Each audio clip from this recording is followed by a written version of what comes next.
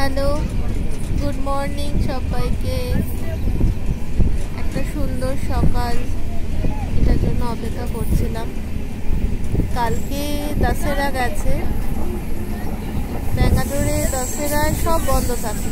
আমার জীবনের একটা অভিজ্ঞতা হলো, এখানে দশেরাটা অনেক বড় উৎসবের মতো। আমাদের যেমন দশমীর দিনকে খুব মন খারাপ হয়ে যায়, মা দুর্গা চলে যায়, আমরা বিষণ্ণতায় পাগল হয়ে যাই। এখানে দশেরা মানে একটা বড় উৎসবের মতো। রামচন্দ্র রাবণকে বধ করে, এদের কাছে এটা একটা আনন্দের।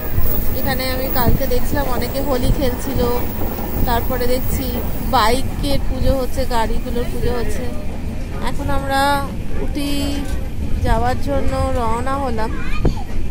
প্রথমে কোয়েম্বাটুর যাব।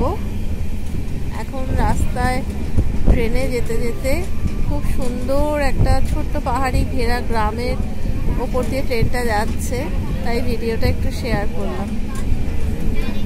আবার পরে সুযোগ পেলে ভিডিও করব। Ta-ta, by.